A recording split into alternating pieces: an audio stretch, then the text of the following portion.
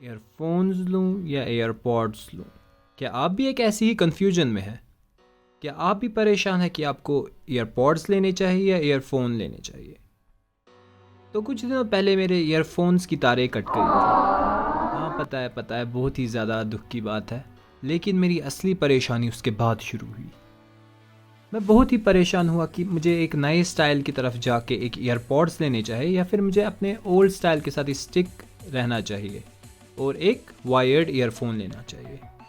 तो बहुत ही ज़्यादा रिसर्च करने के बाद मुझे इसका आंसर मिल चुका है और मैं आप लोगों को भी इसका आंसर इसी वीडियो में बताऊंगा। इस वीडियो को पूरा एंड तक देखने के बाद मैं 100% श्योर हूँ कि आपको पता चल जाएगा कि आपके यूज़ के लिए एक ईयरपॉड बेस्ट है या फिर एक ईयरफोन बेस्ट है। सो चलिए वीडियो शुरू करते हैं विदाउट एनी फर्दर ड्यू। लेकिन उससे पहले अगर आपने हमारी चैनल को सब्सक्राइब नहीं किया तो जल्दी से चैनल को सब्सक्राइब कीजिए, क्योंकि हम ऐसी ही यूज़फुल वीडियोस आपके लिए लेके आते हैं। तो ये जानने से पहले कि आपके लिए अच्छा एक ईयरफोन रहेगा या फिर एक ईयरपॉड, आपको ये पता होना चाहिए कि आप ये ईयरफोन कहाँ पे यूज़ करने वाले हैं।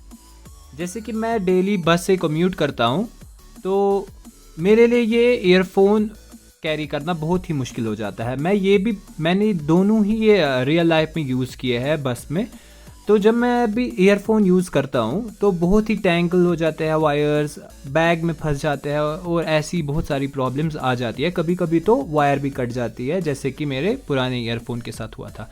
लेकिन जो वायरलेस ईयरफोन है इनमें ऐसी कोई भी प्रॉब्लम नहीं आती। इनको आप सीधे केस से निकालते हैं और कानों में रख देते हैं। इसमें कोई भी वायर की झंझट नहीं है। बाय द वे, यहाँ रेफरेंस के लिए मैं दो सिमिलरली प्राइस्ड ईयरफोन और ईयरपॉड को यूज़ कर रहा हूँ। ये जो राइट साइड में ईयरपॉड है ये ओप्पो की तरफ से आने वाला ईयर 2 है और लेफ्ट साइड से सेनाइजर का CX300S है। हम साउंड क्वालिटी की भी बात करेंगे कि किसकी बेटर होती है, सेनाइजर ये वायरलेस ईयरपॉड्स की या फिर एक ईयरफोन की। तो पहला मैंने आपको बता दिया कि आप ये यूज़ कहाँ करने वाले हैं। दूसरी बात, अगर हम साउंड क्वालिटी की बात करें तो मैं डेफिनेटली कह सकता हूँ, शायद मैं गलत भी हो सकता हूँ, लेकिन अगर मैं इन दोनों की बात करूँ, ओप्पो ईयर 2 की और सेनाइजर CX300S की, तो इन दोनों में से डेफिनेटली मुझे साउंड क्वालिटी सेनाइजर 300S की लगी। इसके वोकल्स बहुत ही ज़्यादा क्लियर है ईयरफोन्स में, जिससे कि सारे इंस्ट्रूमेंट्स की आवाज़ बहुत ही क्लियरली आती है। जबकि मैं बात करूँ ओप्पो के इन ईयरफोन्स की, ईयर 2 की, इसमें बेस बहुत ही ज़्यादा है, बहुत ही ज़्यादा। इंस्ट्रूमेंट तो थोड़े थोड़े ही सुनाई देते हैं, बेस बहुत ही ज़्यादा है। अगर आप बेस आपको अच्छा लगता है बहुत ज़्यादा, आप इसके साथ जा सकते हैं। लेकिन ये जो बेस ज़्यादा होने की प्रॉब्लम है ये इन वाले ईयरफोन्स में होती है जिनमें कि सिलिकॉन टिप नहीं होती है ऊपर से। मैंने ये नोटिस किया है कि ज़्यादातर ऐसे टाइप के ईयरफोन जो है जो एयर कैनाल के अंदर नहीं जाते हैं, उनमें बेस बहुत ही ज़्यादा होता है, जो कि जस्टिफाइड रीज़न ही है, क्योंकि इनमें बहुत ही ज़्यादा साउंड लीकेज होती है। आपके बगल वाले को भी साउंड सारी सुनाई देती है। साउंड क्वालिटी में इसके ट्रेबल्स भी बहुत ही अच्छे हैं, हाई मिड सब कुछ ईयरफोन्स के बेस्ट लगते हैं मुझे साउंड क्वालिटी में।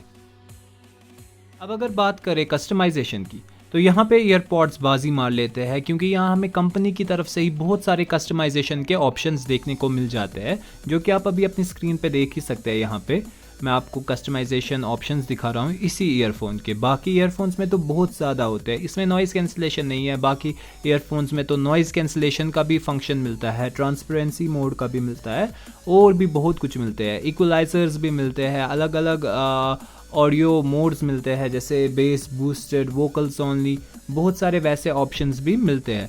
लेकिन अगर हम ईयरफोन्स की बात करें, ईयरफोन्स में हमें वो सब नहीं मिलता है कंपनी की तरफ से। हाँ, कुछ ऐप्स है जिससे हम आवाज़ को थोड़ा कस्टमाइज़ कर सकते हैं, लेकिन ज़्यादा कुछ नहीं कर सकते। जैसे हमें स्टॉक आवाज़ मिलती है वैसे ही आपको यूज़ करनी पड़ती है, ज़्यादा कुछ कस्टमाइजेशन नहीं हो पाती है। अब अगर कनेक्टिविटी की बात करें तो मैं ये कंसिडर करके चल रहा हूँ कि आप ये ईयरपॉड या फिर ईयरफोन भी अपने मोबाइल फ़ोन पे यूज़ करेंगे। जैसा कि आप लोगों को पता है कि iPhone 7 ने अपने फ़ोन से 3.5 mm जैक को हटा दिया, उसके बाद सभी कंपनी जो फ़ोन्स की है उन्होंने ये एग्जाम्पल फॉलो की और आजकल सारे ही फ़ोन लगभग 3.5 mm नहीं दे रहा है।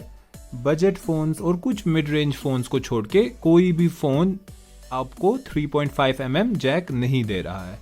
इसीलिए आपको ईयरफोन को यूज़ करने के लिए एक ऐसा 3.5 mm अडेप्टर लेना पड़ता है, जो कि अगर आप एक सस्ता ले लेते हैं तो 1-2 महीने में भी ख़राब हो जाता है, और ये वैसी क्वालिटी आपको नहीं दे पाती है जैसे कि अगर आपको एक फ़ोन में अपना स्टॉक 3.5 mm जैक मिलता है, वैसी क्वालिटी इसके थ्रू नहीं मिलती है।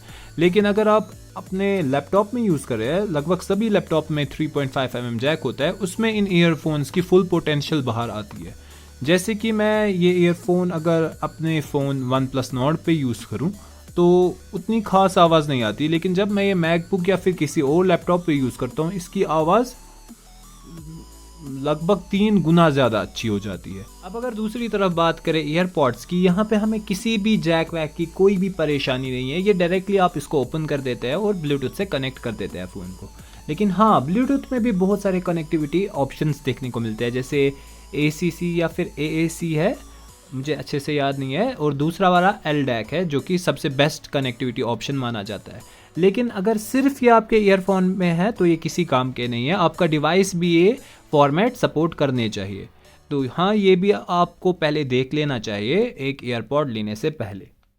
करते हैं इस ईयरफोन और ईयरपॉड्स की मनी यूजेज डिस्ट्रीब्यूशन के बारे में बात। मेरे कहने का मतलब ये है कि जो आप पैसे पे कर रहे हैं, जैसे इस ईयरफोन के लिए आप जो पे कर रहे हैं 2500 रुपीज़, वो कहाँ कहाँ पे खर्च हो रहे हैं। तो सबसे पहले आप लोगों को एक बैटरी के पे खर्च हो रहे हैं वो पैसे थोड़े से, और ब्लूटूथ कनेक्टिविटी पे भी यूज़ हो रहे हैं, और जो बाकी बचे कुचे जो है वो केस पे भी यूज़ हो रहे हैं, और जो फिर बाकी के पैसे बच जाते हैं वो साउंड क्वालिटी में भी यूज़ हो जाते हैं। लेकिन अगर बात करें हम ईयरफोन्स की, ईयरफोन में सारे पैसे लगभग वॉइस क्वालिटी, साउंड क्वालिटी में यूज़ हो जाते हैं। वायर्स में भी थोड़ा बहुत यूज़ हो जाता है, लेकिन उतना ज़्यादा यूजेज यहाँ बाकी चीज़ों में नहीं होता जितना कि ईयरपॉड्स में होता है, जैसे ब्लूटूथ में, जैसे मैंने आपको बताया। लेकिन यहाँ पे वो कोई टेंशन नहीं है, इसीलिए यहाँ पे जो मेजॉरिटी जो आप पैसे पे कर रहे हैं वो साउंड क्वालिटी पे ही जाते हैं। और अगर इन पर्टिकुलर मैं इस ईयरफोन की बात करूँ, इसमें बिल्ड क्वालिटी भी उतनी ज़्यादा अच्छी नहीं है, लेकिन ये बेस्ट साउंडिंग मुझे अपने ईयरफोन्स लगते हैं जो कि मैंने आज तक यूज़ किए हैं। इनफैक्ट मैं यही पर्सनली यूज़ करता हूँ। जब मैं कभी भी लैपटॉप या फिर फ़ोन यूज़ कर रहा होता हूँ तो मैं हमेशा यही वाले ईयरफोन्स यूज़ करता हूँ। इसकी लिंक मैं आपको डिस्क्रिप्शन में दे दूँगा, अगर वहाँ से ये बाय कर देंगे तो हमारी चैनल की भी हेल्प हो जाएगी। तो इसीलिए मुझे लगता है कि जो आप पैसे दे रहे हैं उसका जो बेस्ट वैल्यू हमें देता है वो एक ईयरफोन ही है। ईयरफोन हमें बेस्ट वैल्यू देता है अपने पैसों की, जबकि ईयरपॉड्स में बाकी चीज़ों में भी पैसे खर्च हो जाते हैं। तो मैंने आपको ईयरपॉड्स और ईयरफोन्स दोनों के ही प्रोज और कॉन्स बता दिए हैं सारे। तो ये आप पे ही डिपेंड करता है कि आप लोगों को किस सिचुएशन में कैसे ईयरफोन्स या ईयरपॉड्स को यूज़ करना है। अगर आप कम्यूट करते हैं डेली और आपको सिंपल म्यूज़िक सुनना है, कुछ डिटेल में ज़्यादा नहीं, तो आप ये सस्ते वाले ईयरपॉड्स भी यूज़ कर सकते हैं। लेकिन आपको अगर अच्छी क्वालिटी चाहिए और ईयरपॉड्स ही जाए तो आपको ज़्यादा पैसे यूज़ करने पड़ेंगे। ओप्पो के जो हाई वाले वेरिएंट है वो 11,000 रुपये तक आ जाते हैं उनके ईयरफोन्स, जो ओप्पो X2 है, जैसे ओप्पो Enco X2 सॉरी। और अगर आप लोगों को घर पे ही और कम पैसों में ही एक अच्छी साउंड क्वालिटी वाला ईयरफोन चाहिए तो आपको वायर्ड ईयरफोन्स के साथ ही जाना चाहिए, क्योंकि ये सस्ते में भी इनकी साउंड क्वालिटी बहुत ही ज़्यादा अच्छी है। तो मुझे उम्मीद है कि आपको ये वीडियो पसंद आई होगी। वीडियो पसंद आई होगी तो चैनल को सब्सक्राइब कीजिए